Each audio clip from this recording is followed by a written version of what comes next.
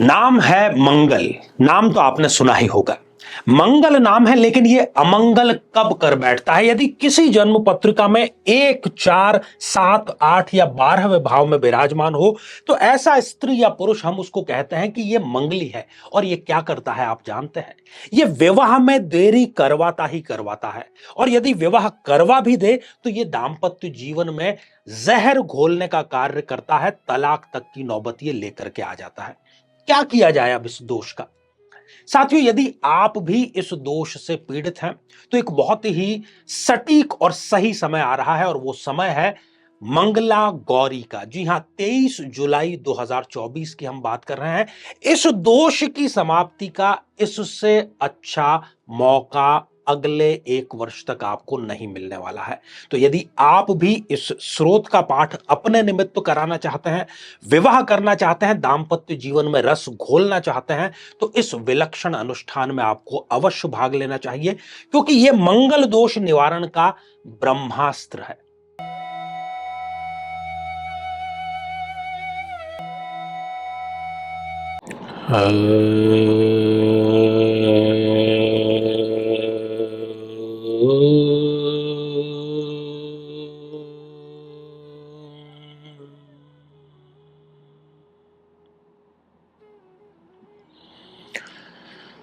ओम पूर्णमदः पूर्णमिदं पूर्णात् पूर्णमुदच्यते पूर्णस्य पूर्णमादाय पूर्णमेवावशिष्यते।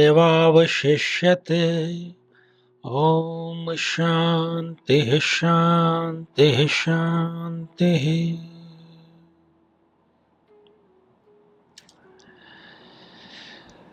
तो मेरे बहुत ही प्रिय और बेहद सम्मानित साथियों, हृदय की असीम गहराइयों से अभिनंदन, बहुत बहुत हार्दिक स्वागत है। साथियों, हर एक व्यक्ति पूर्णता चाहता है, हालांकि वो पूर्ण है शरीर के स्तर पर, मन के स्तर पर, आत्मा के स्तर पर।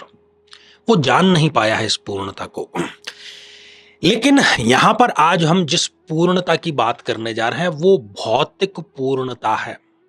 अपनी जो भौतिक अपूर्णता है, मेरे पास में गाड़ी नहीं है, मेरे पास में अपना बड़ा घर नहीं है, मेरा जो व्यापार है वो उतना बड़ा नहीं है, मैंने अभी तक कोई विदेश यात्रा नहीं की है। तो इस नहीं को हां में बदलने के लिए वो किसी वित्तीय संस्थान, जिसको हम आजकल बैंक कहते हैं, उसकी शरण में जाता है और वहां पर वो लोन अप्लाई कर देता है। उसे दिखाना है अपने दोस्तों को, समाज को, सोसाइटी को, और कहीं ना कहीं खुद को भी कि मैं भी कुछ हूं। इसलिए कमाना शुरू करते ही वो खर्च कई गुना बढ़ा देता है। कभी अपना घर खरीदने के लिए या घर बनवाने के लिए, कार खरीदने के लिए, कार है तो बड़ी कार खरीदने के लिए, विदेश यात्राएं करने के लिए वो ऋण लेता है। और ऋण लेने की प्रक्रिया जानबूझ करके वित्तीय संस्थानों ने, जो इकोनॉमिक हमारा स्ट्रक्चर है, उसने जानबूझ के बनाई है। हालांकि अर्थव्यवस्था को उससे पुष्टि तो मिलती ही है, लेकिन कहीं ना कहीं व्यक्ति जो है वो ऋण जाल में फंस जाता है। देखिए, बैंक को कोई फर्क नहीं पड़ता। बैंक अगर डूब रही होगी तो सरकार उसको कई बार वित्तीय सहायता दे देती है। जिस एजेंसी से आप कार खरीद रहे हैं, उस कार कंपनी को तो तुरंत पैसा मिल गया, बैंक ने उनको दे दिया, उनको भी कोई फर्क नहीं पड़ेगा। फर्क किसको पड़ेगा? आपको।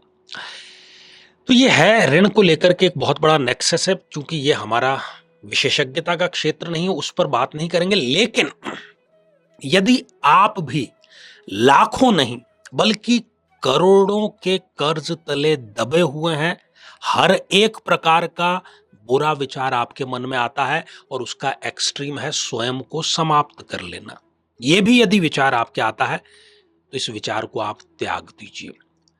बहुत ही आसान, बहुत ही चमत्कारिक उपाय। हालांकि ऋण मुक्ति पर इससे पूर्व में भी हमने कई उपाय बताए हैं, कारगर हैं, हजारों लोगों को ऋण से मुक्ति मिली है उन उपायों से। लेकिन आज का सुगम समाधान बहुत ही आसान सा समाधान है। तो हर एक दूसरा व्यक्ति ऋण से ग्रस्त है।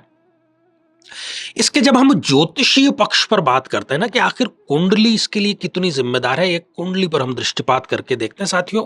किसी भी लग्न की कुंडली में यदि लग्नेश स्वयं छठे, आठवें या 12वें भाव में जाकर के बैठ जाए, या फिर इन भावों का अर्थात छठे, आठवें या 12वें भाव का स्वामी लग्न में आकर के बैठ जाए, या फिर लग्नेश राहु या केतु के साथ में युत होकर के युति करके विराजमान हो, या फिर लग्नेश जो ग्रह है वो 0 डिग्री का हो गया या 28, 29 जैसी अंतिम डिग्रियों का हो गया, इन सभी परिस्थितियों में व्यक्ति ऋणग्रस्तता झेलता ही झेलता है।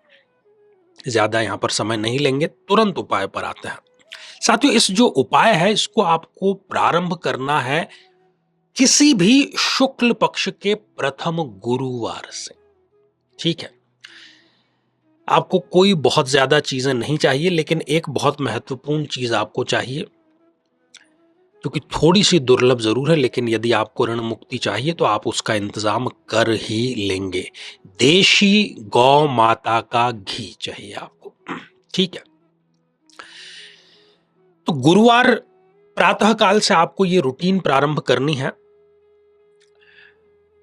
करना एग्जैक्टली यह है कि जब आप प्रातःकाल उठते हैं, जैसे ही आपकी नींद खुलती है आप आंखें खोलते हैं, और बहुत ही हमारी जो लोक चेतना में एक मंत्र है उसी मंत्र का आपको जाप करना है। आपकी आंखें खुली, नींद खुली, आप सीधे रीढ़ की हड्डी सीधी करके आप अपने शयन कक्ष में जिस किसी पर भी ऊपर बिस्तर पर सो रहे हैं, नीचे जहां मर्जी, वहां पर आप सुख आसन में बैठ जाइए और दोनों जो हथेलियां हैं इनको आपस में रगड़ना, आंखें बंद ही रखनी है, और फिर इनको ऐसे खोलते हुए दर्शन करना है और इस मंत्र का आपको जाप करना है।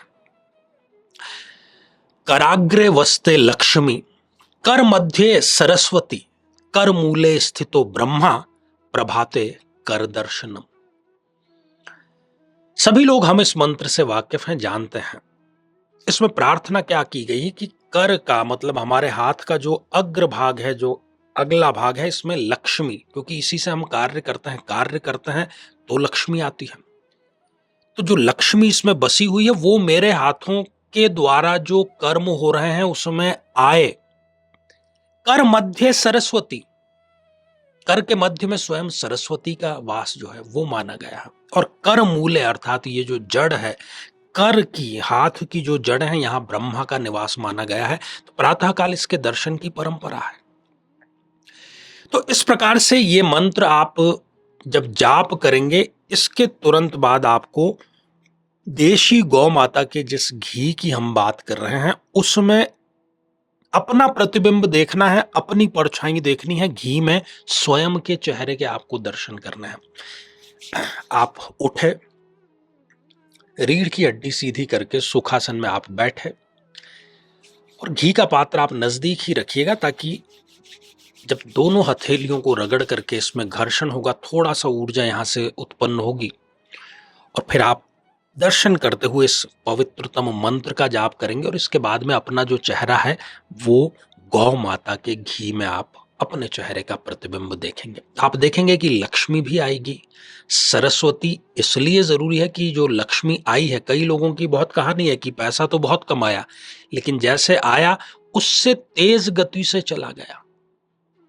इसलिए आपके पास में विवेक होना चाहिए, उसको सिद्ध करके अपने समीप रखने का, तो आप ऐसे डिसीजन ले पाए और बहुत आसानी से। और इस रूटीन को यदि आपने जीवन भर अपना लिया, जीवन में कभी 1 रुपए का भी ऋण आपके ऊपर नहीं होगा।